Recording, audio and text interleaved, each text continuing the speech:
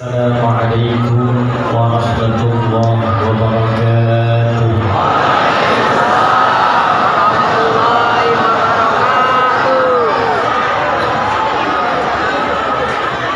Alhamdulillahilladzi jama'ana fi hadzal masjidil mubarak bi barakati 'abdihi al-hanif.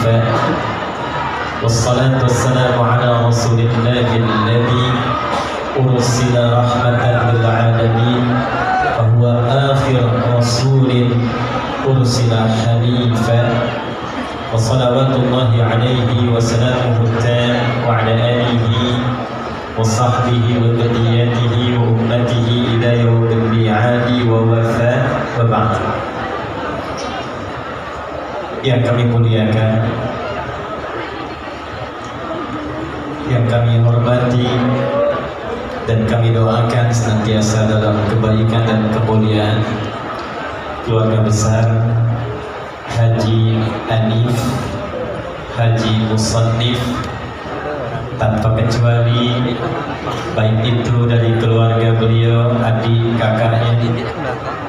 Tadi menyambut kami Bapak Ahmad Syekh, pun demikian putra putri beliau yang hadir pada saat ini, Ibu Zaitunah, Ibu Mastura,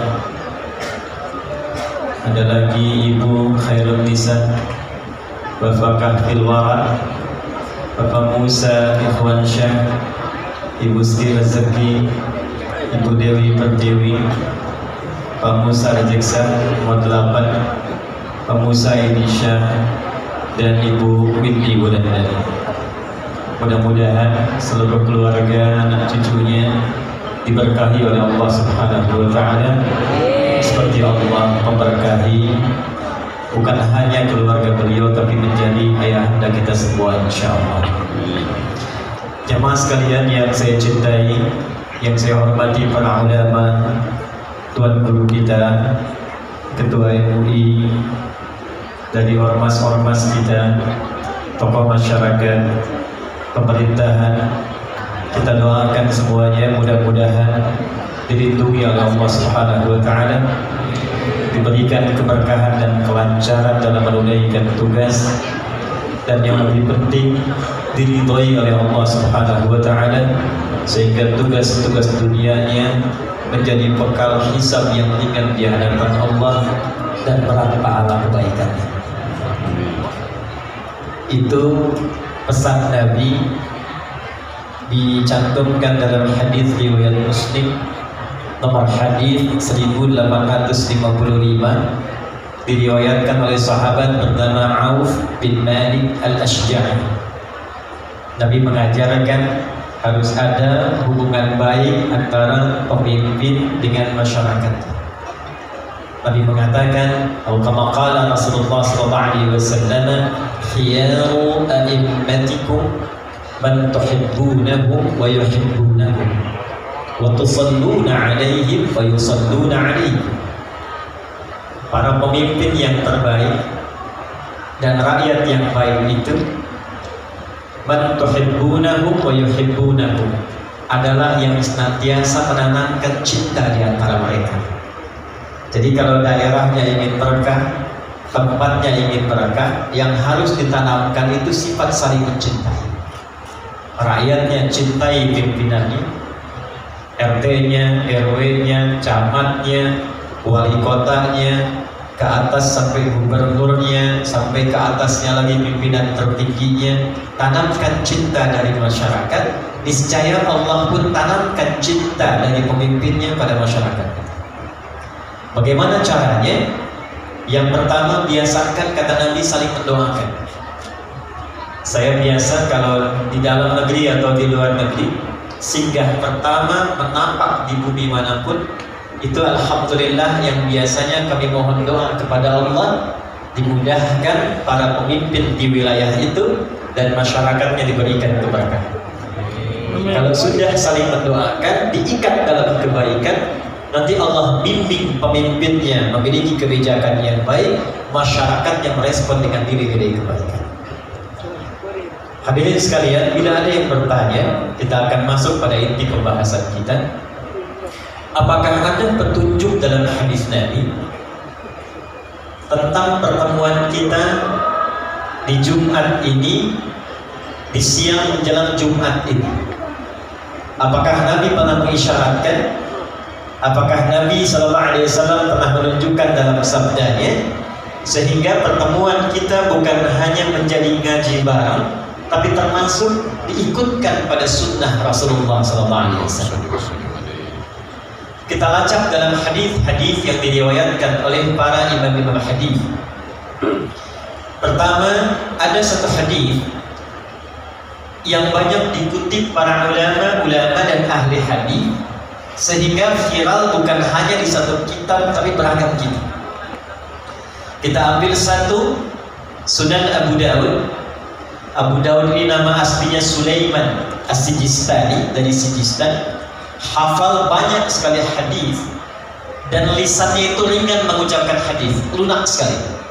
Kalau ditanya ini hadis apa, dijawab bukan hanya matannya, sanadnya, tapi kualitasnya. Ini sahih, ini dhaif, ini munkar, ini mawdu', ini makruh dan sebagainya. Maka Imam Ibnu Qayyim Al-Jauziyah berkomentar, jika ada dulu Nabi Daud mudah melunakkan besi dengan tangannya, maka ini Abu Daud mudah melunakkan hadis dengan lisannya. Beliau menyatukan hadis ini dalam Sunan Abu Daud nomor hadis 4900. Ada juga yang lain, Imam At-Tirmidzi. Nama aslinya Muhammad, tumbuh berkembang di Tirmidzi, dikenal dengan At-Tirmidzi. Meriwayatkan hadis ini dalam kitabnya Sunan At-Tirmidzi nomor hadis 1040. Ada lagi Ibnu Hibban, punya kitab namanya Sahih Ibnu Hibban, meriwayatkan hadis ini di nomor hadis 3020. Saya ambil jalur yang sama. Imam Abu Dawud menerima dari Muhammad bin Ala. Muhammad bin Ala menerima dari Muawiyah bin Hisham. Muawiyah bin Hisham menerima hadis ini dari Imran bin Anas Al-Makki. Imran bin Anas Al-Makki menerima hadis ini dari Atha. Atha bin Abi Rabah menerima hadis ini dari Abdullah bin Umar radhiyallahu taala anhuma. Abdullah bin Umar radhiyallahu taala anhuma menerima hadis ini dari Rasulullah Muhammad sallallahu alaihi wasallam.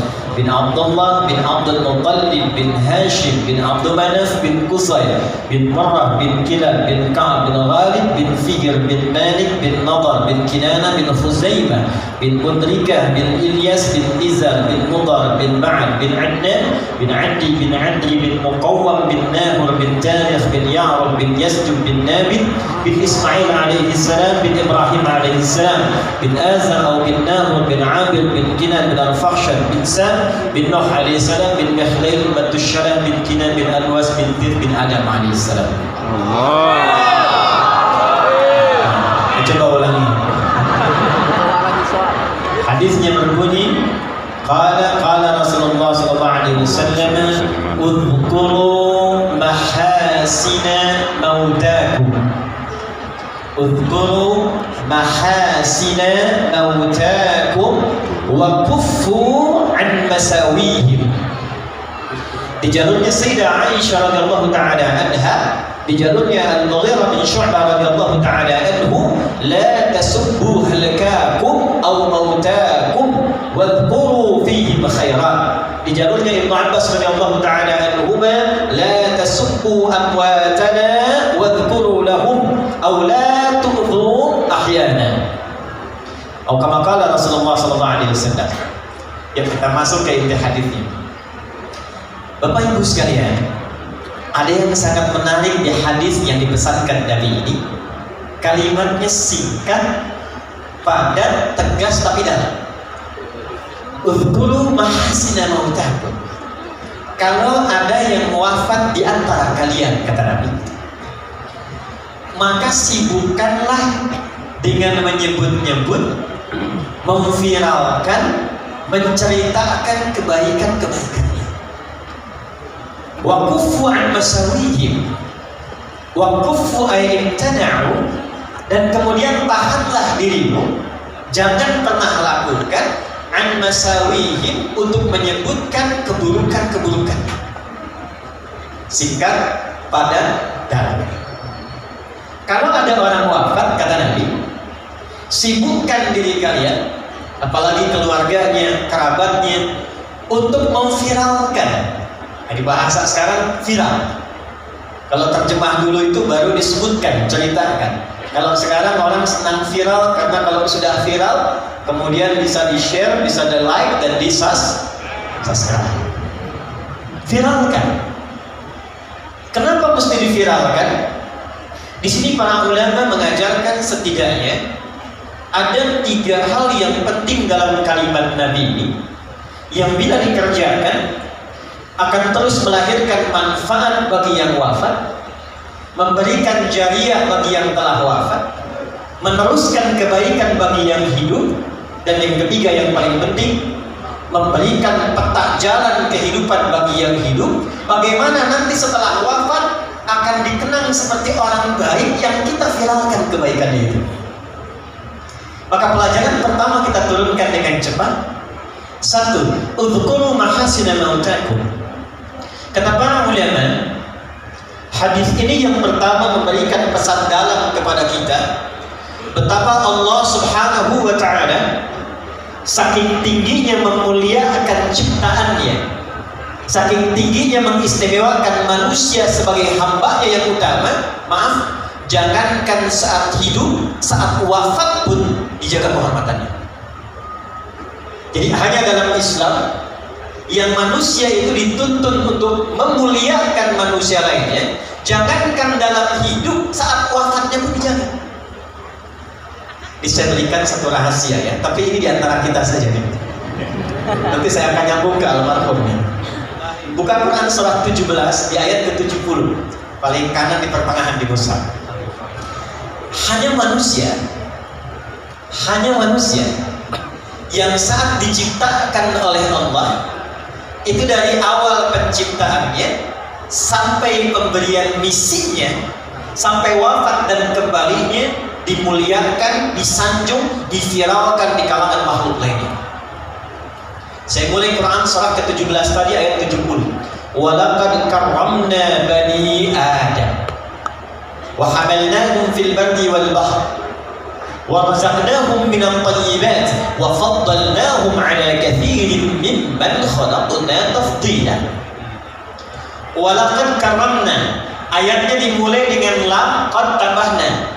Lam saja sudah taukid menguatkan, qad sudah tahqiq menjamin, na ta'zimun nafsi li ta'zimus syai'. Paham? Tidak. Kalau di Quran itu ada ayat dibuka dengan lam, ditambah dengan qad, ini menunjukkan ayatnya begitu istimewa, begitu penting, kandungannya tak sama dengan ayat biasa. Kalau sudah pakai lam, pakai qad, ditambah pakai na, singkatan dari nahnu, ditujukan ke Allah, ini menunjukkan informasinya bukan sekedar istimewa, tapi begitu agung, saking agungnya Allah menghadirkan keagungan zatnya untuk menunjukkan keagungan informasi yang disampaikan. Contoh bandingannya Quran surah 54 ayat 17, 22, 32, 40 tentang Quran.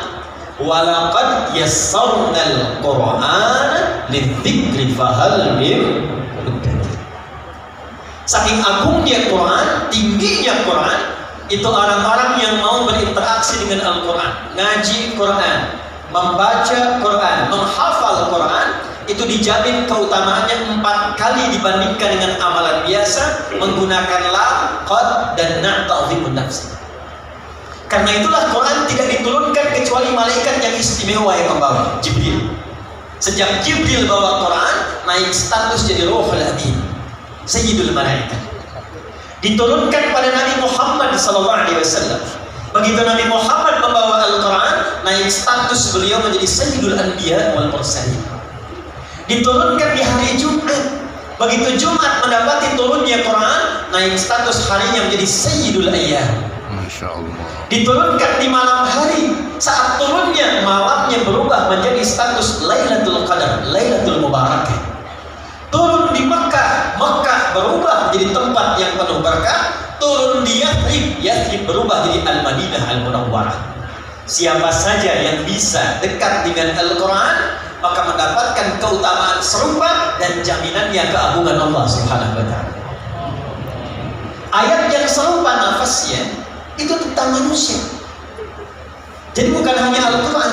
Saat Allah mencipta Adam, lalu diciptakan keturunannya Bani Adam, 7 kali disebutkan dalam Al-Quran, itu dibuka kalimat penciptaan dan penetapannya dengan lam, qad, dan nun. Nah, seperti halnya Allah membuka keagungan Al-Quran.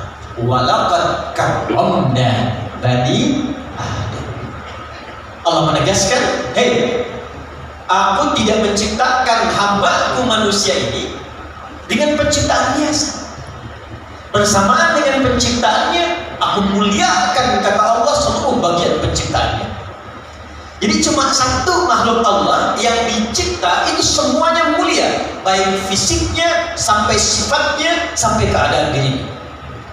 Contoh Bapak Ibu, ini secara fisik, jin tidak disebutkan, malaikat tidak disebutkan, cuma manusia. Quran surah 95 di ayat yang keempat. Saking sempurnanya fisik manusia, itu dibuka dengan 3 risalah Nabi. Nabi Isa alaihissalam, Nabi Musa alaihissalam, Nabi Muhammad sallallahu alaihi wasallam. Wad-dini waz-zaitun. Risalah Nabi Isa alaihissalam. Wa turisi, risalah Nabi Musa alaihissalam. Wa hadzal baladin, risalah Nabi Muhammad sallallahu alaihi wasallam. Untuk apa Allah bersumpah dengan 3 rasul unggul ini dan ditutup dengan Sayyidul Anbiya wal Mursalin untuk menegaskan laqad khalaqnal insana fi fisiknya manusia sempurna. Jadi dengan jin itu masih bagus kita tak fisiknya. Dengan jin itu Bu masih bagus kita. Dengan malaikat yang dari cahaya kalau ditampilkan itu masih utama fisik kita. Jadi dengan malaikat saja masih unggul, dengan jin unggul, apalagi dengan hewan.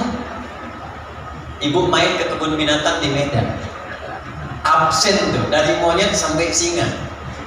Bandingkan sama wajah ibu yang ada di cermin.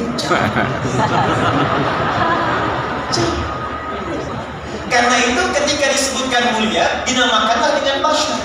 Disebutkan 35 kali dalam Al-Quran.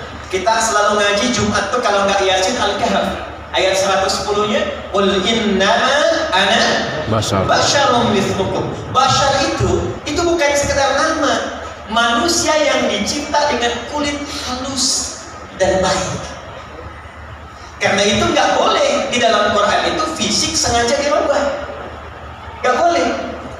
Quran surat keempat An-Nisa di ayat 118 sampai 119. La'anahullah, setan dilaknat oleh Allah. Kemudian dia berjanji, di antara janjinya, saya akan bisikkan kepada manusia supaya merubah tampilan dirinya. Yang pesek pengen jadi mancung, jadi. Apalagi merubah jenis. Yang laki-laki pengen jadi perempuan. Kena razia nama siapa? Dia. Nama siapa? Dia. Nama lengkap Kurniadi. Dan dahsyatnya itu fisik kita itu kenapa tidak boleh dirubah? Karena bersamaan dengan tampilan fisik ini melekatlah takdir maslahat kita sampai wafat. Ini Pak Musa kalau nggak begini tampilannya nggak bisa jadi wagub. Pak Ahmad kalau nggak begini nggak mendapatkan keberkahan sampai saat ini. Saya kalau dirubah tampilan misalnya mirip-mirip Ustaz Abdul Somad, antum nggak kenal saya. Jadi kalau Allah sudah mencipta, itu yang terbaik yang Allah siapkan untuk kita. Saya punya salah satu murid ahli Quran, divonis otaknya lumpuh. Orang sudah memandang ini lemah. Kalau diajak bicara, lambat bicara. Tapi Allahu Akbar, justru Allah ciptakan dalam keadaan demikian untuk menunjukkan keistimewaan yang melekat pada dirinya untuk memberikan berkah pada keluarga. Masya Allah. Ternyata ketika dibacakan Al-Quran cepat ditangkap. 3 tahun dibacakan terus 3 tahun dia hidup sudah hafal Quran 30 juz. Sekarang kalau bapak tanya, sekian detik dia bisa nyanyi. Jadi pertama, poin pertama, diciptakan manusia dalam bentuk yang sempurna sehingga dilarang kita melanggar keutamaan yang telah Allah tetapkan tadi. Maaf, saya agak cepat sedikit. Turun ayat Quran. Boleh saya berdiri? Izin ya Pak, izin. Baik. Bu. Baik. Ini kepala sampai ujung kaki. Pelan-pelan. Allah mencipta kita dari ujung kepala sampai ujung kaki. Ini kepala sampai kaki bukan sekedar fisik biasa. Ini mulia. Saya ulangi. Kepala sampai kaki ini bukan sekedar fisik biasa, tapi mulia. Karena mulia, itu Allah turunkan ayat-ayat dalam Al-Quran untuk membimbing semua bagian fungsi tubuh ini dari kepala sampai kaki supaya fungsinya pun mulia, supaya terjaga keadaan fisik ini. Diciptakannya bagus, berperilakunya mesti bagus, pulangnya pun mesti bagus. Contoh, ini mata fungsinya apa? Sudah salah. Lihat yang baik-baik. Kalau cuma melihat, itu belum masuk ke fungsi manusia. Hewan pun melihat. Ayam melihat, kambing melihat, elang terbang tinggi, anak ayam terlihat di bawah. Ibu naik pesawat, anak sendiri belum tentu kelihatan. Karena itu ketika Allah menunjukkan fungsi mata, dijelaskan dalam Quran bukan hanya fungsinya secara fisik, tapi menunjukkan kemuliaannya. Turun Quran surat ke-24 ayat 30 untuk laki-laki, 31 untuk perempuan. Perhatikan ayatnya. Qul lil mu'minina yaghuddu min absarihim. Katakan pada setiap laki-laki yang beriman kepada Allah, yang yakin Allah telah mencipta dirinya, yaghuddu min absarihim, jaga pandangannya, matanya hanya boleh melihat yang baik-baik saja. Saya ulang, matanya hanya boleh melihat yang baik-baik. Ketika yang dilihat tidak baik, palingkan. Nah, memalingkan dari yang tidak baik itu yang disebut dengan ghaddul basar. Saking mata ini mulia, Allah melarang mata ini melihat yang tidak baik. Itu istrimu, lihat. Itu istri orang, jangan banyak dilihat. Ini proyek kamu, lihat. Itu proyek orang, jangan banyak kemudian berminat untuk diambil dengan cara yang tidak tepat. Ini pulang dari masjid nih, ini sandal kamu, itu sandal orang. Paham? Paham? Jadi sepanjang kita jadi manusia, kenapa dilarang untuk melihat yang tidak baik? Supaya menjaga kemuliaan penciptaan mata. Dari mata turun ke, langsung ke hati aja Bu. Ke lisan. Dari mata turun ke lisan. Ke lisan, ke mulut. Apa fungsi mulut? Berbicara yang baik-baik. Bicara yang baik. Turunlah Quran surah ke-49 ayat ke-11 sampai 12. Perhatikan kalimat ini. Ya ayyuhalladzina amanu. Dipanggil pakai ya, disebutkan 361 kali dalam Al-Quran, memanggil yang dekat, menengah dan jauh. Setelah itu ada ayyuha, disebutkan 150 kali dalam Al-Quran. Ayyuhnya menguatkan, haknya mengingatkan, tanbih. Setelah itu ada alladzina, disebutkan 1080 kali dalam Al-Quran. Itu memanggil semua tanpa kecuali, yang besar, yang kecil, laki-laki, perempuan, tua, muda, punya jabatan, tak punya jabatan. Kata Allah, hei, semuanya tanpa kecuali, yang tinggalnya dekat, yang menengah, yang jauh, laki-laki, perempuan. Sepanjang Anda merasa yakin dengan Allah yang telah mencipta lisan kita, la yasraku minkum, jangan biasakan mencela.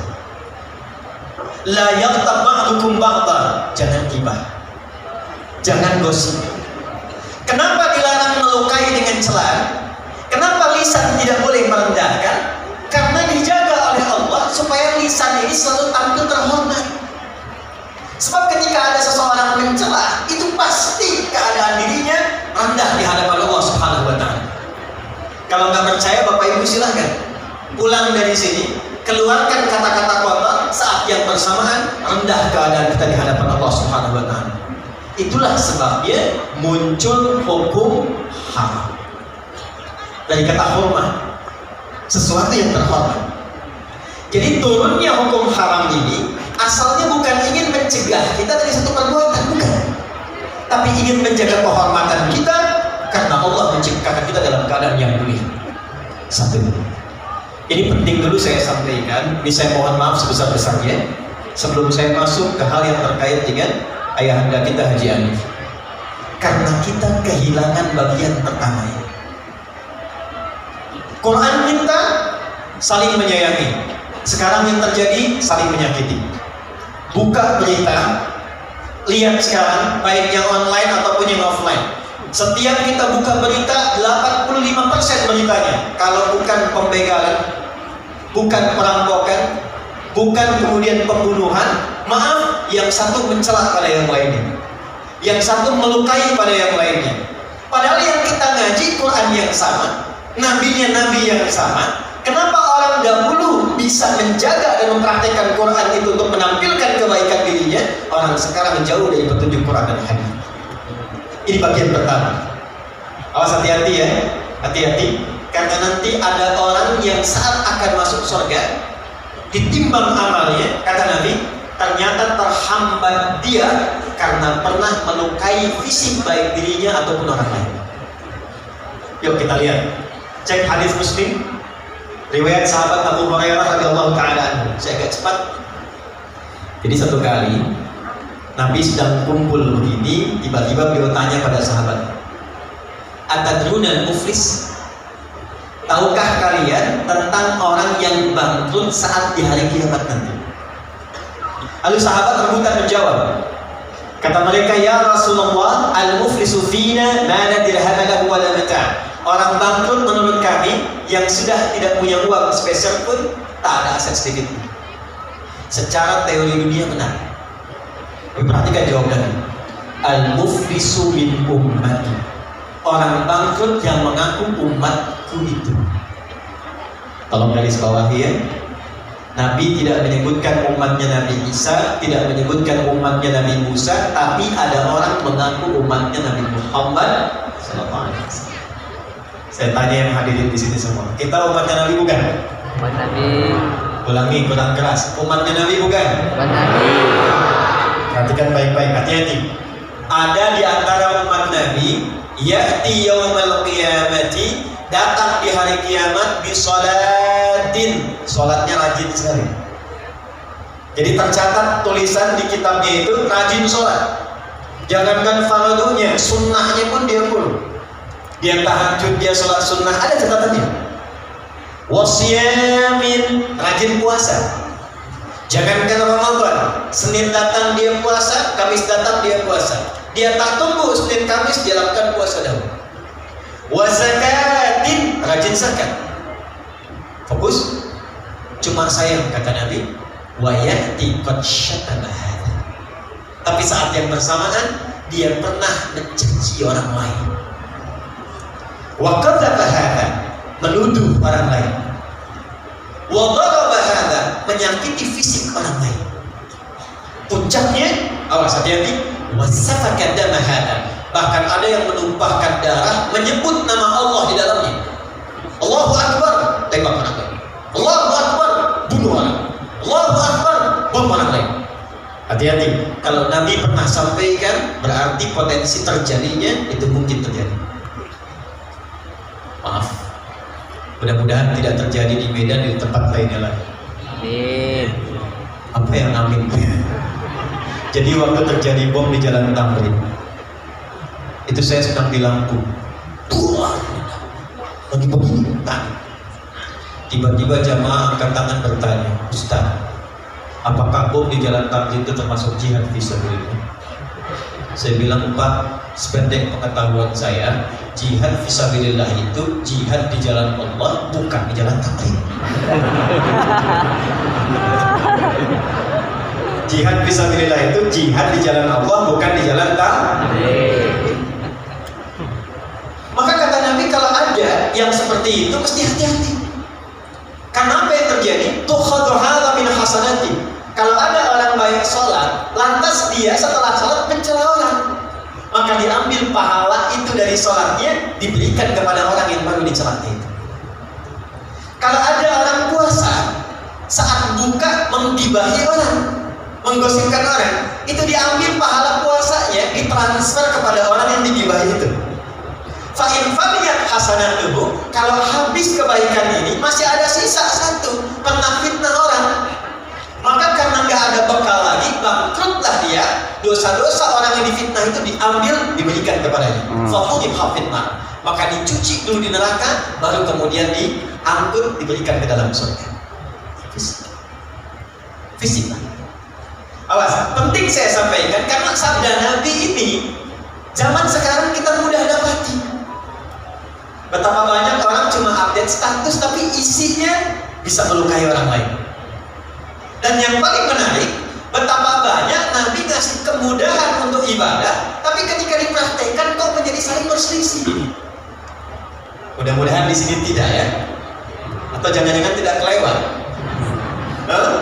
Baik, yang kunut ada dalilnya, yang tidak kunut ada dalilnya. Yang salah itu yang tidak sholat subuh. Kenapa kemudian yang kunut dan tidak kunut jadi bermasalah? Saya pernah menangani satu kasus suami istri itu tidak saling tatap semalaman gara-gara persoalan turun dari i'tidal ke sujud. Suami pulang dari kantor, kena macet, tiba di rumah malam, gak sempat kemudian ke masjid. Sudah selesai. Nyampe di rumah, ambil wudhu sholat, begitu sholat istri lihat. Ternyata sujudnya itu turun dulu lututnya. Begitu lututnya turun, istri lihat. Begitu salat, assalamualaikum, assalamualaikum, selesai sholat, ini persoalannya Bu. Tanpa muqaddimah. Langsung istri komen pada suaminya, papa sholatnya salah. Jiwa laki-laki bangkit. Yang pemimpin siapa? Apa ciri khas pemimpin itu? Tidak mau dipimpin. Ciri khas pemimpin bukan tegas, ciri khas pemimpin tidak mau dipimpin. Hanya menerima usulan, jarang kemudian menerima saran. Istrinya berkata, ini kisah nyata, papa sholatnya salah. Emang kenapa mah? Harusnya bukan lutut dulu, telapak tangan dulu yang turun, baru lutut. Kata suaminya, mama yang gak baca hadis. Bertengkar malam, tak saling tatap, punggung-punggungan, besoknya diputuskan datang ke kami. Ternyata saya lihat dua-duanya gak tahu hadisnya. Istri belajar dari Ustaz A, suami belajar dari Ustaz B. Begitu saya tunjukkan, Pak Ibu, dua-duanya ada di kitab yang sama, di Sunan Abu Dawud. Ini yang pakai lutut duluan, nomor hadis 838 dari Wa'il bin Hujur. Yang pakai telapak tangan cuma beda 2 nomor, di kiri atas Abu Hurairah, nomor hadis 840. Wa'il itu masuk Islam duluan dan dibandingkan Abu Hurairah. Saat Wa'il masuk Islam, nabinya masih segar, ikut perang Badar, ikut perang Uhud. Wa'il lihat Nabi sholat, turunnya pakai lutut karena lututnya gak bermasalah. Abu Hurairah masuk Islam di tahun ke-7 Hijrah. Nabi usia 60 tahun, 3 tahun sebelum meninggal. Di suasana itu banyak hadis menunjukkan lutut beliau bermasalah. Kadang sholatnya pakai tongkat, kadang nyindir ke tiang-tiang, nyindir ke tiang, karena lututnya bermasalah. Usia 10 lutut bermasalah. Abu Hurairah lihat, kalau lutut bermasalah, Nabi turunnya pakai apa? Ternyata telapak tangannya dulu. Jadi mau pakai lutut, pakai telapak tangan, dua-duanya ada. Nabi menunjukkan untuk kemudahan sujud, bukan karena persoalan tua dan muda saja. Jadi jangan simpulkan juga kalau ada kemudian anak muda sujud pakai telapak tangannya dua. Jadi kalau anak muda olahraga cedera dia, lututnya masalah, gunakan telapak tangan. Telapak tangan masalah, gunakan lututnya. Lutut benar, telapak tangan benar. Yang salah sujud pakai kepala duluan. Kenapa gara-gara basmalah yang satu keras, yang satu sir kok jadi saling melukai? Kok jadi saling klaim?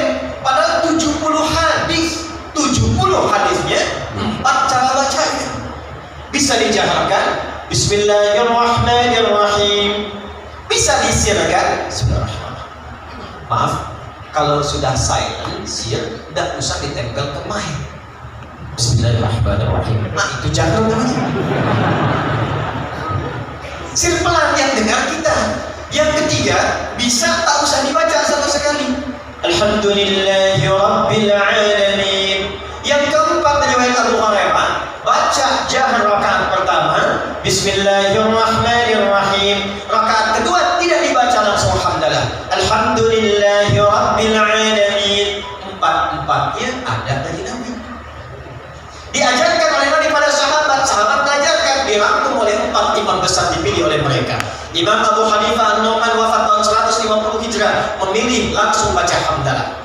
Imam Malik lahir 93 Hijrah, memilih langsung baca hamdalah. Imam Muhammad bin Idris Asy-Syafi'i lahir 150 Hijrah, saya pilih yang jahar karena ini tidak baca, populerkan yang dibaca supaya diketahui. Imam muridnya Imam Ahmad bin Hanbal lahir 164 Hijrah, hafal 1 juta hadis. Muridnya Imam Asy-Syafi'i memilih yang keempat. Yang ini tidak baca, yang ini baca keras, saya pilih. Kemudian yang tengah-tengah saya. Kok tiba kemudian? Alhamdulillahi Rabbil Alamin. Ini Muhammadiyah. Bismillahirrahmanirrahim. NU. Padahal zaman Nabi belum ada Muhammadiyah, zaman Nabi belum ada. Yang NU benar, yang Muhammadiyah benar, yang salah yang tidak sholat. Saya 2010 itu tugas di Mekah, menerima jemaah pertama Isya. Qadarullah imamnya Syekh Sudais. Begitu sudah mengatakan istawu, istaqimu, takbir, Allahu Akbar. Alhamdulillahi Rabbil Alamin. Itu komen jamaah samping saya persis pertama masih ingat saya. Iki imamnya Muhammadiyah ya. Jadi Muhammadiyah cabang Masjidil Haram. Nah ini yang harus diperkaya para ulama kita. Muhammadiyah bagus, NU bagus, persaudarakan semuanya. Muhammadiyah persisnya, dewan dakwahnya ketemu di masjid yang sama. Yang pimpin ini kunut, yang tidak kunut aminkan. Allahumma hdina fi man hadait, belakang amin. Gantian begitu, yang pimpin yang tidak kunut, yang makmum tidak perlu sujud sahwi. Paham? Takbir. Bagian pertama. Jadi tidak ada babnya saling celah. Yang paling menarik ngajinya Quran, sunnahnya sunnah Rasulullah. Kok bisa pulang dari situ nggak saling sapa? Assalamualaikum akhi, beda manhaj. Ngaji ke sana yuk, bidang. Itu tidak saya temukan dalam Quran, dalam sunnahnya. Maka yang pertama kita lakukan, satu, Islam menjaga kehormatan fisik, menyatukan bukan memisahkan. Paham? Yuk kita lihat teladan beliau tadi. Diputar videonya, saya senang karena itu sunnah. Bukan memperlambat taklim, bukan. Awas belakang tuh, istighfar dari itu yang cepet katanya, bukan. Ini sunnahnya tadi itu. Jadi dibandingkan yang saya sekarang ini, itu yang tadi itu lebih tinggi sunnah muakkadahnya dari itu. Karena hadisnya itu viralkan kebaikan. Betapa beliau menyambung silaturahim, memuliakan orang tanpa melihat fisiknya. Ada yang tidak ditampilkan di sini. Tapi sejak 16 September 2005 dan didirikan YAPI itu, saya melihat di antara murid saya yang dimuliakan oleh beliau, ternyata ada murid-murid menghafal Quran kami. Saya melihat ada Ahmad dan Kamil itu pernah ke sini. Betul Ustaz. Dan pernah diberikan perhatian oleh beliau. Itu dua-duanya murid saya. Anda bayangkan, perhatian fisiknya sampai ke Amsterdam. Ini sosok manusia. Kalau dalam hidupnya punya masalah secara fisikal pada orang lain, senang mencela orang, senang merendahkan orang, senang menipu orang, senang kemudian membuat orang susah. Dan mungkin kita bisa berkumpul di tempat ini saat ini. Siapa yang bisa melunakkan hati Anda kepada di sini? Saya tidak punya kemampuan. Siapa yang bisa melunakkan hati kami untuk hadir di sini? Maka keteladanan pertama yang penting saya sampaikan, seperti tadi ditampilkan, beliau sayang pada keluarganya, sayang pada anaknya, perhatian kepada cucunya, sayang kepada orang dekat dan jauh, punya program persiapan pulang ke akhirat. Itu bagian pertama yang kita tampilkan. Jelas sampai di sini? Satu. Dua, saya agak cepat. Udhkuru mahasina mautakum wa kuffu an masawi. Jika ada orang yang telah wafat, viralkan kebaikan-kebaikannya dan tahan dari memuncingkan keburukan. Apa makna yang kedua kata para ulama? Dari kebaikan yang telah kita ketahui tadi, jangan cukupkan sekedar menjadi informasi. Saya ulang ya. Jangan cukupkan sekedar menjadi informasi. Contoh, Haji Hanif ini punya program membangun 99 masjid. Sampai sekarang tahun 2023 ada kisaran 30-an lebih masjid yang telah terbangun. Beliau support ambulan, perhatian pendidikan klinik dan sebagainya. Alhamdulillah, untuk beliau selesai. Jariahnya mengalir. Ada 9 lafaz di hadis Muslim, cukup Nabi yang memberikan garansi lewat hadis ini. Perhatikan kalimatnya. Disebutkan 9 lafaz di hadis Muslim, kalimatnya idza matal insan, atau dalam riwayat lain idza matal abdu. Imam Nawawi rahimahullahu taala dalam syarahnya menafsirkan idza matal insan ay idza mata ibnu adam. Kalau seorang manusia yang beraktivitas meninggal dunia. Izin, maaf, manusia disebut dengan 5 nama dalam Quran. Berapa nama? Ada Bashar 35 kali disebutkan dalam Quran. Ada ins dipasangkan dengan jin 18 kali disebutkan di Quran. Ya ma'syaral jinni wal wa ma khalaqtul jinna wal. Ada insan 65 kali disebutkan dalam Quran. Yang keempat ada nas 240 kali disebutkan dalam Quran. Dan yang kelima ada Bani Adam 7 kali disebutkan dalam Quran. Semua nama itu punya makna. Kalau disebutkan insan, itu artinya menunjuk aktivitas manusia dari bangun sampai tidur lagi. Saya ulang ya. Kalau disebutkan insan, ya iqra bismi rabbikal ladzi khalaqal ar-rahman 'allamal khalaqal. Kalau disebutkan al-insan, itu bukan sekedar menunjuk nama manusia, tapi menekankan totalitas aktivitasnya dari bangun tidur sampai tidur lagi. Nah, Nabi menyebutkan dalam hadis riwayat Muslim tadi, idza matal insan, jika manusia yang beraktivitas dari bangun sampai tidur lagi itu selesai aktivitasnya. Ini ingin memberikan pesan kepada kita. Anda sesibuk-sibuknya, sehebat-hebatnya, punya jabatan yang tinggi, harta yang banyak, ilmu yang luas, tetap kita kemana? Itu poinnya. Idza matal insan, kalaupun sibuk sampai tidurnya sedikit, bisnisnya banyak, ngajarnya banyak, kedudukan tinggi, pada akhirnya Quran surah 39 ayat 30, innaka mayyitun wa innahum. Silahkan berbuat apapun kata Nabi, tapi pada akhirnya. Nah, sebelum wafat itu, ini poinnya. Maka Nabi berpesan bagi setiap personalnya lewat hadis Muslim tadi, siapkan diri kita supaya saat wafat itu mendapatkan kebahagiaan yang sama atau bahkan lebih dengan saat hidup. Maaf, jangan sampai hidup rumahnya mewah, enak kerjanya, aktivitas nyaman, tapi begitu wafat kemudian suasana menjadi sepi dan gelap. Ukuran berapa di alam kubur itu? 2 kali 3, 3 kali 4, ada yang 10 kali 15? Tidak ada ya? Baik, tapi perhatikan baik-baik. Ada orang-orang yang menyiapkan sebelum wafatnya sehingga dijamin oleh Allah tempat kuburnya lebih luas dibandingkan dengan apa yang dia dapatkan di bumi. Saya lihat tadi lewat Raja Wali 28, luas banget itu. Beberapa rumah luas sekali, lebar. Tapi ada orang masuk kubur, itu diberikan kenikmatan oleh Allah. Tempatnya lebih luas dari tempat yang pernah dia tinggali di bumi. Gak percaya nanti silakan. Antum minta wasiat dikuburkan samping ulama yang dikenal soleh. Lihat nanti lapaknya. Lihat tempatnya. Bagaimana kenikmatannya. Quran surah ketiga ayat 169 sampai 172. Saya agak cepat.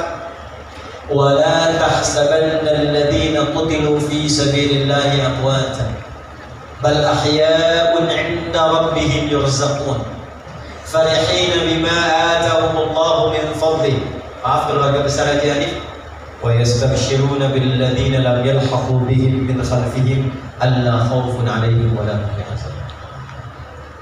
Ada orang yang saat meninggal itu dibahagiakan oleh Allah, dilimpahkan kenikmatan tiada batas. Sampai-sampai kalau dia mampu, kata Allah, dia ingin kabarkan kepada keluarga besarnya, kamu jangan banyak nangis, kamu jangan sedih kan. Nanti kan ini ayat. Wa yastabshiruna billadzina lam yalhaqu bihim alla khaufun 'alaihim wa lahum yahzanun. Jangan khawatir tentang saya. Jangan banyak menangisi saya. Kalau bisa siapkan bekal supaya cepat nyusul ke sini. Di sini lebih enak dibandingkan dengan apa yang kamu rasakan sekarang. Itu Quran. Dilimpahkan, bahasa Qurannya dilimpahkan tanpa henti sampai tiada batas. Sampai tiada batas. Dan kalau mampu dia akan katakan cepat nyusul sini. Jangan banyak bersedih. Jangan khawatir dengan kondisiku, di sini lebih enak. Siapa orang-orang ini? Adalah orang yang setidaknya menyiapkan 3 bekal sebelum wafatnya dan disifati 3 bekal ini oleh Allah dalam Al-Quran dengan fi sabilillah. Wala tahsabanna alladhina qutilu fi sabilillah. Jangan Anda luka orang yang wafat yang mendedikasikan hidupnya untuk berjuang di jalan. Nah, apa fisabilillah ini? Ternyata bukan cuma ikut aksi militer saja, tidak. Banyak sekali orang.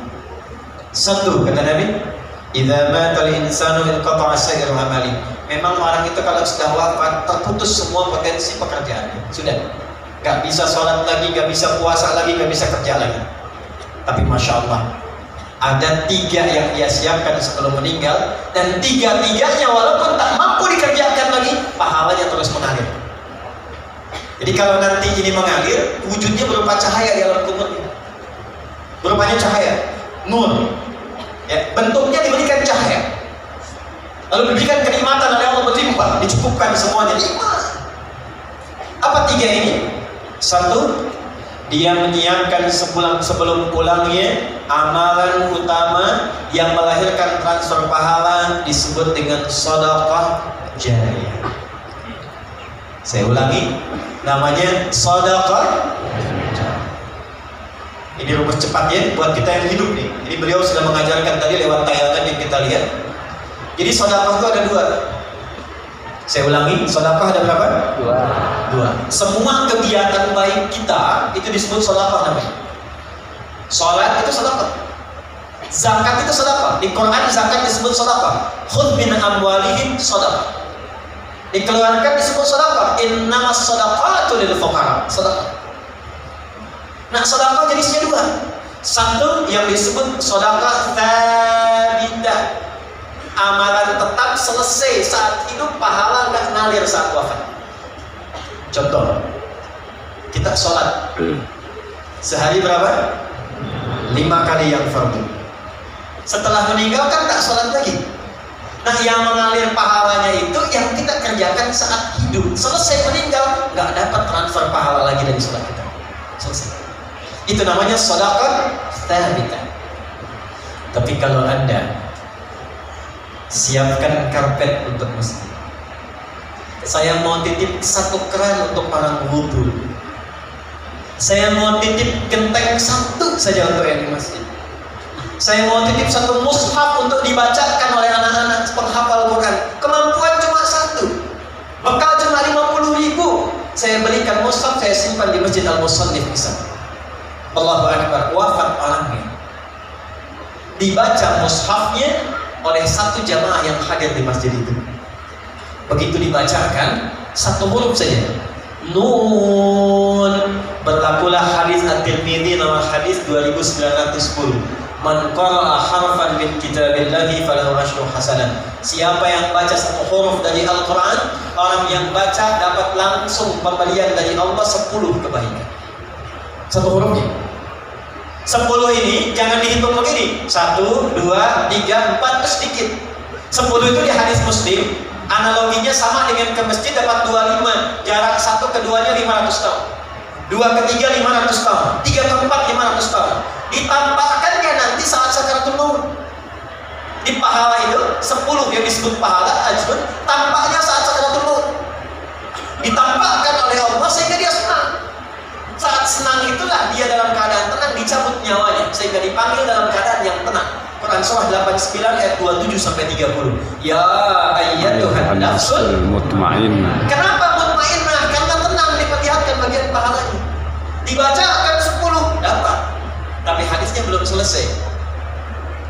Hadis Muslim, man dalla ala khairin falahu ajruhu mithla ajri fa'ilihi min ghairi an yanqusa min ajri syai'. Itu mushaf punya siapa yang dibaca tadi? Apakah punya yang jamaah yang baca? Ataukah ada orang lain yang nyimpan dibaca oleh yang baca? Ternyata mushafnya titipan dari si fulan, maka yang menitipkan mushaf itu yang mewakafkan disimpan di masjid dapat transferan pahala yang sama dengan yang baca. Yang baca 10, yang nyimpan mushaf 10. Coba lihat teman-teman. Bukan cuma mushafnya, berapa penghafal Quran yang diberikan perhatian oleh beliau. Berapa banyak masjid yang telah dibangunkan, berapa kali orang rukuk dan sujud di masjid itu. Berapa banyak orang wudu mendapatkan bagian dari keberkahan ini. Pertanyaan terbesar saya pertama, maaf izin keluarga besar. Dari anggota keluarga yang hadir saat ini, berapa di antara yang berminat meneruskan keteladanan itu? Karena contoh pertamanya bagian keluarga ini. Saya berikan kabar gembira untuk keluarga. Ini bukan ngarang-ngarang, kami belajar tafsir dan Al-Quran. Jika ada anak meneruskan kesolehan orang tua, itu satu keluarga besar. 16 keluarga besar beliau, istri beliau yang mulia Hajiah Syarifah, keluarga besar beliau, anak-anaknya sampai cucunya. Kalau benar diteruskan, itu surga yang Allah janjikan, bukan surga biasa. Turun Quran surah 13 Ar-Ra'd ayat 23 sampai 24, dari 8 pintu surga. Surga itu ada 8 pintunya, tengah-tengahnya tamannya namanya Aden, yang tertinggi Firdaus. Kalau ada anak meneruskan kebaikan orang tuanya, maka saat masuk surga itu anaknya dipanggil untuk menggandeng kedua orang tuanya. Lewat tengahnya taman indah surganya. Saya bacakan ayatnya. Jannatu 'adni yadkhulunaha. Ada satu keluarga besar dipanggil oleh Allah, bukan 1 2, semua keluarganya. Kalau normal hisab itu kan, fulan, Adi Hidayat datang, Lutfi datang, Andre datang, Andi datang. Ini tidak. Satu keluarga besar, Anif hambaku datang. Siapa mereka ini? Wa man salaha min abaihim, anaknya pertama disebut, anaknya. Gandeng bapak ibumu yang soleh itu, yang telah kemudian menanamkan legasi amal yang kau teruskan.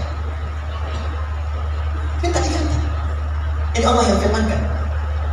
Kalau ayah memulai, itu wajar. Tapi kalau anak cucu mengikuti, itu tidak mudah. Tidak mudah. Makanya nasihat para nabi itu sebelum meninggal, yang dikumpulkan anak-anak itu bukan persoalan warisan harta, tapi meneruskan kebaikan yang telah kemudian dikerjakan orang tuanya. Quran surah kedua Al-Baqarah di ayat 133. Lihat kalimatnya. Am kuntum syuhada idh hadara Yaqub al-maut idh qala li banihi ma ta'buduna min ba'di. Pernah enggak Anda dengar kisah viral tentang Nabi Yakub? Bukan cuma punya anak Yusuf, punya anak 12, ada Benyamin, ada Yahuda dan sebagainya. Bukan itu. Sebelum wafatnya dikumpulkan anak-anaknya, ditanya, kalau bapak meninggal, kalian bagaimana amalnya? Apa jawab mereka? Qalu na'budu. Ya bapak, jangan khawatir. Setelah ayah Anda meninggal, tanamkan dalam hati Bapak yang dalam, kami tidak akan pernah keluar dan menyimpang dari nasihat-nasihat ayah untuk meneruskan amal-amal kebaikan ayah. Na'budu ilahaka wa ilaha abaika Ibrahim wa Ismail wa Ishaq ilaha wahidah. Semoga Allah memuliakan guru-guru kita, menyehatkan, merahmati, dan memberikan kemampuan kita meneladani kebaikan-kebaikan beliau. Saya teruskan. Kata anak-anaknya Yakub, Pak, jangan khawatir. Amal-amal yang telah Bapak tinggalkan kami teruskan. Kami tidak akan menyembah Tuhan selain Allah. Pastikan supaya Bapak pulangnya pun tenang. Begitu Yakubnya meninggal dalam keadaan tenang, diteruskanlah oleh putra-putranya beliau. Ada Yusuf alaihissalam. Dan Yusuf lebih sukses dibandingkan ayahnya. Boleh jadi putra beliau mungkin usahanya ada yang lebih sukses daripada ayah. Tapi penilaian pertama dalam Al-Quran, apakah kesuksesan itu mengantarkan pada amal soleh yang pernah ditinggalkan oleh ayah? Maka saya mohon pada keluarga besar, tidak sekedar kita bahagia banyak jamaah datang mendoakan, tidak sekedar kita bangga dan haru ada video yang telah menanamkan pesan-pesan kebaikan, tapi pertanyaan besarnya, siapa di antara keluarga besar yang mau menggandeng beliau sebagai kebahagiaan saat pulang menghadap Allah Subhanahu wa Ta'ala? Teruskan, fokus wa azwajihim, dan istri-istrinya. Jadi ayah sama ibunya, anak gandeng pasangan masing-masing. Terakhir, tadi saya lihat ada cucunya, ada cicitnya, beliau bilang buyutnya. Itu dalam bahasa Arab disebut dzurriyyah, tidak berhenti sampai ke anak, wa dzurriyyatihim, sampai ke anak cucu. Jadi hisabnya tuh begini, keluarga besar datang. Setelah itu gandeng masing-masing. Yang sudah menikah berpasangan gandeng. Nanti bapaknya minta digandeng. Ya, waman sholaha min abaihim wa azwajihim wa dzurriyyatihim. Cucu-cucunya diminta bergandengan. Itu belum dahsyat. Wal malaikatu yadkhuluna 'alaihim min kulli bab. Lalu malaikat diperintahkan berjejer di setiap pintu surga untuk menyambut satu keluarga besar ini. Fokus, salamun 'alaikum bima sabartum fa ni'ma uqbad. Fokus baik-baik, selamat kata para malaikat. Jadi setiap lewat pintu surga, selamat. Lewat pintu surga, selamat. Apa jawaban selamatnya? Izin bima sabartum. Selamat karena Anda sabar meneruskan kebaikan yang telah dirintis oleh keluarga besar. Jadi saya mohon amanat 99 masjid itu usahakan selesai. Anak-anak yatim yang beliau rawat teruskan. Kalau punya database, ya, majlis-majlis ilmu, klinik yang beliau pesannya apa tuh dari situ. Nah, kita yang hadir, bagian dari keluarga jauh dari keluarga Haji Hanif ini, kita siapkan rencana. Ingin seperti itu. Ya, jadi bukan sekedar dengan informasi dari sekian banyak kebaikan, ya tidak usah semuanya. Apa yang bisa kita lakukan dari situ? Alhamdulillah, beliau yang bangun masjidnya, saya besok ingin titipkan mushaf di dalamnya. Ya, begitu dibacakan Nun, cuma satu memang hurufnya, tapi 10 kebaikan pahala. Kalau Anda titipkan pada penghafal Quran. Haji Hanif merawat penghafal Quran yang sangat banyak, diantaranya yatim piatu. Ayo kita belajar dari situ. Pulang dari sini, jangan lihat anak orang dulu, anak kita di rumah siapkan jadi penghafal Quran, supaya gandeng kebaikan. Jelas? 2. 3 bagian terakhir. Ini poin yang sangat penting sebelum kita berdoa untuk jeda ke Jumat. Ini Sayyidul Ayyam. Saya ulangi dari yang pertama supaya kita nggak lupa. Jaga fisik kita dengan saling menjaga diri dalam kebaikan dan berinteraksi secara sosial dengan nilai-nilai kemuliaan. Jangan isi kehidupan kita disibukkan dengan berbuat maksiat, termasuk memutus silaturahim, saling mencela, saling merendahkan. Contoh beliau yang telah meninggalkan kita dengan amalan yang tadi disampaikan. 1. 2.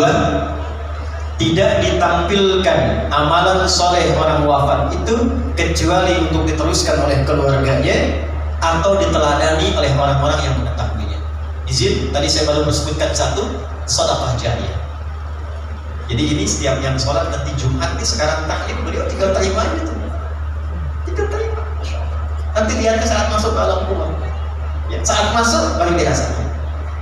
2. Ilmin yuntafa'u bihi. Ada ilmu yang pernah diajarkan, itu diteruskan.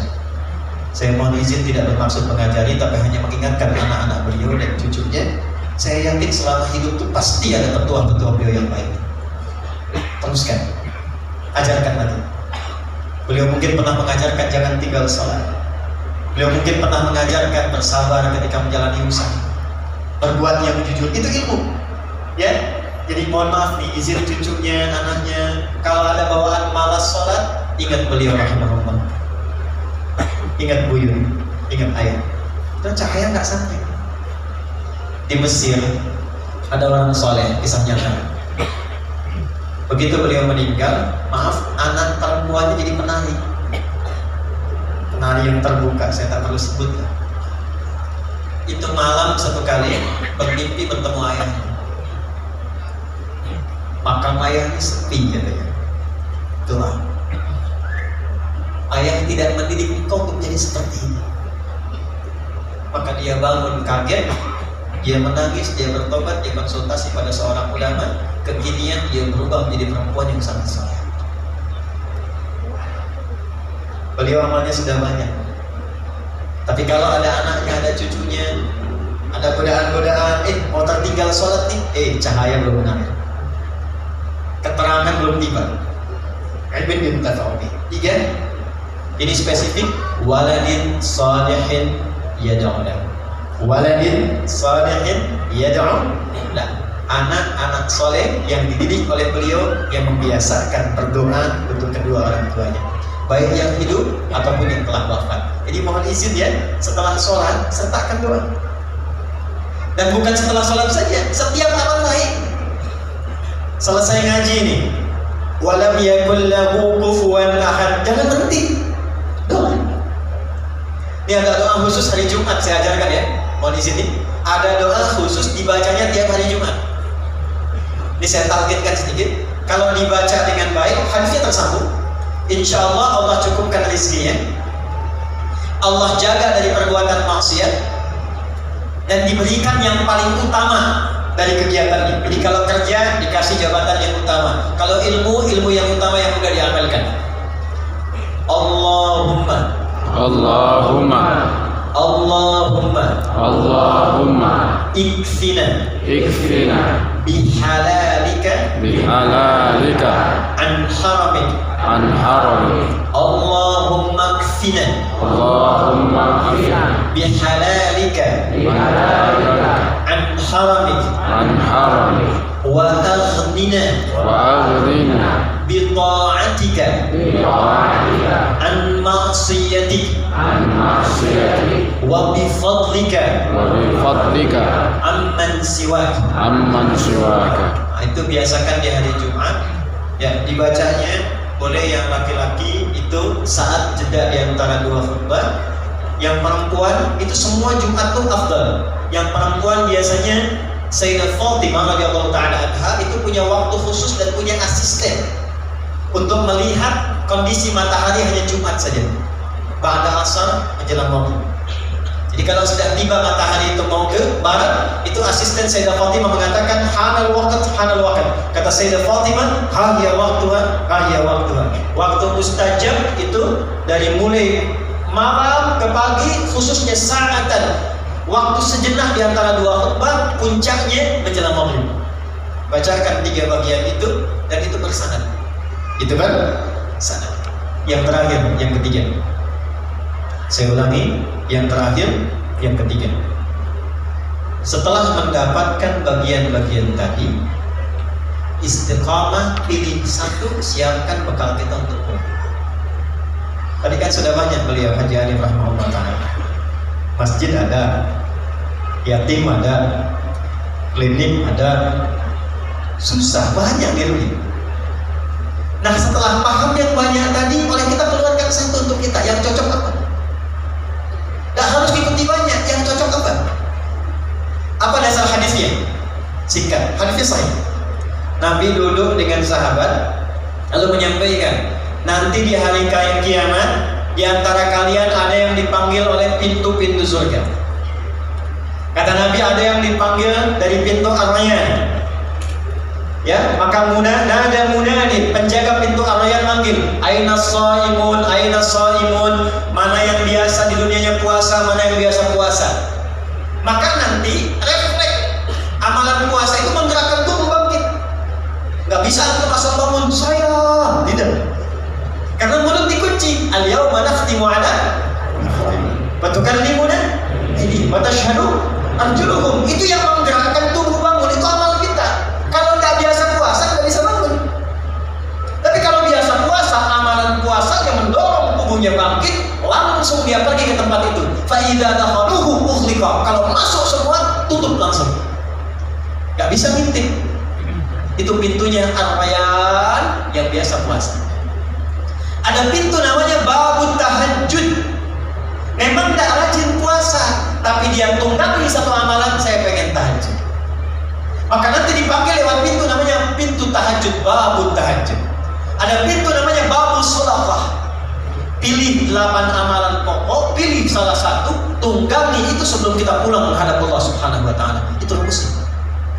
Abu Bakar tanya, "Ya Rasulullah, apakah ada nanti di surga yang dipanggil oleh semua pintu itu?"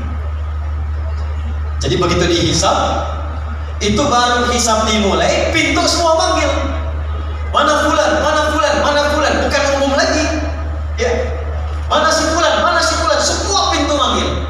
Kata Nabi, ya akan ada, dan aku berharap engkau termasuk bagian dari orang yang dipanggil semua pintu surga. Masya Allah. Saya mau tanya sebentar sebelum menutup. Kalau Nabi mendoakan itu pasti tidak? Dijabah tidak? Jawab. Perhatikan Abu Bakar As-Siddiq sekalipun sudah mendapat doa Nabi, beliau tidak berhenti dengan senyuman. Alhamdulillah kabul, tidak. Apa yang dilakukan beliau? Besoknya Nabi keliling, Nabi kumpulkan sahabat, Nabi tanya, siapa hari ini yang sudah jamaah? Semua angkat tangan. Jadi semua sahabat Nabi itu yang sangat baik, amalnya banyak, dekat dengan Nabi, di dunia hidup dengan Nabi, melihat Nabi, beramal bersamai Nabi, di alam kuburnya jaminan bagus, di akhirat surganya tinggi, itu masih jamaah ke masjid. Ada orang, bukan di sini ya, bukan sahabat Nabi, belum jelas amalannya, tidak membersamai Nabi di dunia, terancam dengan alam kuburnya, surga belum jelas. Rumah dekat masjid, speaker masjid menghadap ke rumahnya, masih belum tergerak untuk ke masjid. Tapi kalau ditanya cita-citanya surga Firdaus bersama Nabi. Siapa yang sudah jamaah hari ini? Semua kata. Nabi naikkan levelnya. Maaf, siapa yang sudah jenguk orang sakit hari ini? Sebagian turun, yang sebagian angkat. Di antara yang angkat Abu Bakar. Siapa yang sudah mengantarkan jenazah hari ini? Sebagian turun lagi, Abu Bakar angkat. Siapa yang menyolatkan jenazah hari ini? Sebagian turun lagi, Abu Bakar angkat. Siapa yang infak hari ini? Sebagian turun, Abu Bakar angkat. Jadi rupanya begitu mendapatkan konfirmasi di lisan Nabi yang mulia, ada orang dipanggil dari semua pintu surga itu, beliau keluarkan kurikulum amalnya jadi catatan. Setiap hari keliling untuk mengamalkan catatan itu. Masya Allah. Abu Bakar sendiri. Dipeganglah tangan beliau oleh Nabi SAW, dikatakan, hadza akhi, Abu Bakar ini saudaraku, faman adahu faqad adani. Siapa yang menyakiti Abu Bakar, dia telah menyakiti aku. Saya tanya pada antum, Haji Hanif ini amalnya udah banyak. Insya Allah kita berdoa husnul khatimah, ya, tandanya banyak, ya, kemuliaannya sudah banyak, diviralkan terus. Kebanggaan bukan hanya untuk keluarga, orang-orang dekat, orang jauhnya. Saya baca, izin saya baca. Tadi saya menyebutkan itu karena saya di jalan pengen tahu baca. Saya hafal anak-anak beliau tadi. Saya tanya Pak Musa itu untuk konfirmasi saja. Dia nomor 8, saya tahu. Ya, saya hafal. 16 bersaudara, kan? Ya, saya hafal. Saya lihat sebelumnya. Saya tuh melihat hanya untuk mengetahui ini beliau amalannya apa ya? Apa yang saya bisa ikuti?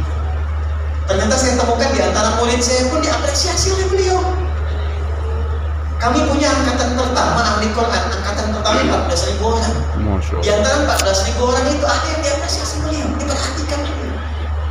Mungkin keluarga belum tahu. Yes. Amalnya sudah banyak. Tapi yang jadi pertanyaan untuk kita, kembali ke hadis tadi. Apa yang sudah kita niatkan berhadir saat ini? Jangan sampai cuma datang, duduk, lihat ustadz rekam, pulang. Sayang, rekaman itu harus membawa nilai yang memperhatikan amal soleh kita saat pulang menghadap Allah Subhanahu wa Ta'ala. Ya? Dan terakhir, saya tidak menginginkan keluarga Haji Hanif saja yang serombongan masuk. Karena ada ayat lain di Quran surah 39 ayat 73, bukan hanya satu keluarga, tapi ternyata tetangganya, kerabatnya, jamaahnya ikut semua gabung. Surah Az-Zumar surah 39 ayat 73 menutup bagian dari haul kedua. Allah yarham ayahanda Haji Musannif wa Haji Hanif rahimahullah ta'ala. Wasiqal ladzina taqaw rabbahum ilal jannati zumar. Adakah di antara Anda, kata Allah, yang ingin termasuk dalam golongan orang-orang takwa yang dikumpulkan oleh Allah, lintas keluarga, lintas tetangga, masuk semua rombongan satu surga? Jadi kalau sekarang kita berkumpul cuma di dunia, besok ada peluang dikumpulkan semua, dipanggil rombongan Masjid Al-Musannif. Amin. Hatta idza ja'uha wa futiyat abwabuha qala lahum khazanatuha. Sampai ketika dibuka pintu besar surganya, rombongan semua masuk, penjaga surganya mengatakan, salamun alaikum, selamat, Anda kompak saat di dunia, kompak. Tibtum, Anda jadi orang baik saat di dunia. Jadi acara kita ini selepas pulang mesti menginspirasi kita merubah jadi baik. Makanya keluar dari masjid beda doanya dengan saat masuk. Coba lihat doa masuk masjid itu apa?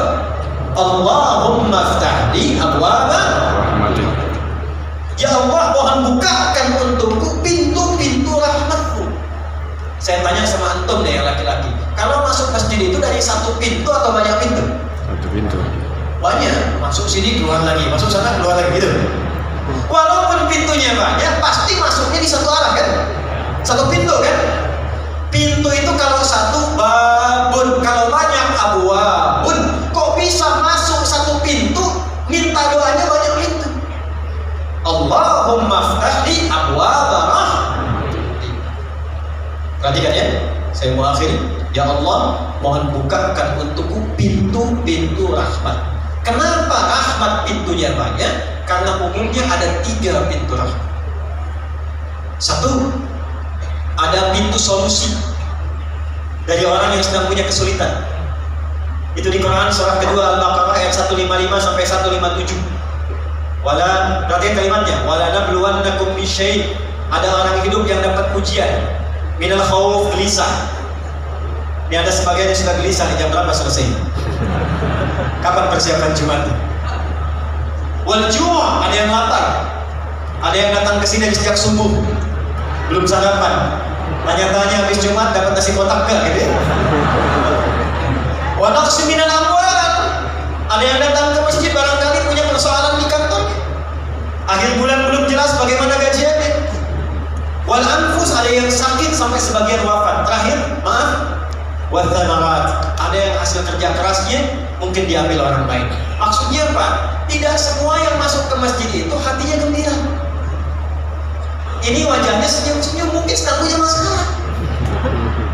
Maka saat Anda masuk, dijawab oleh Allah, masuk, sholat 2 rakaat, sujud, minta.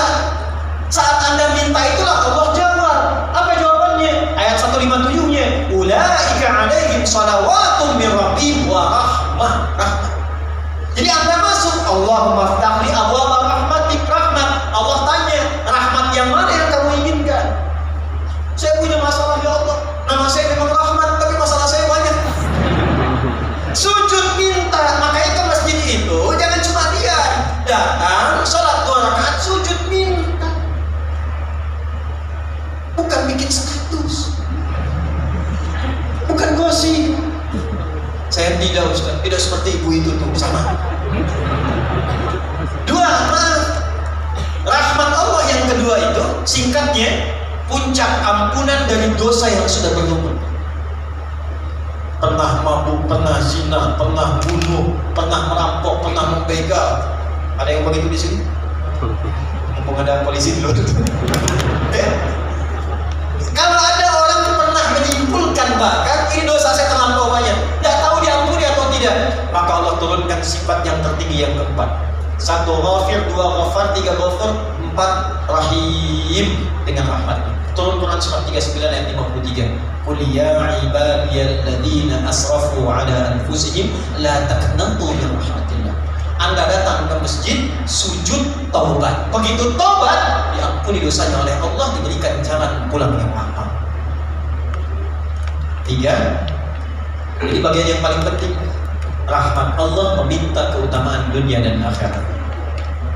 Meminta keutamaan dunia dan akhirat. Dan puncak tertingginya surga. Makanya komen Nabi, susah orang masuk surga dengan amalnya kalau bukan rahmat Allah. Maka sering kita mintakan kemuliaan dunia dan akhirat. Kita punya nama doanya, doa yang hanya viral di Indonesia.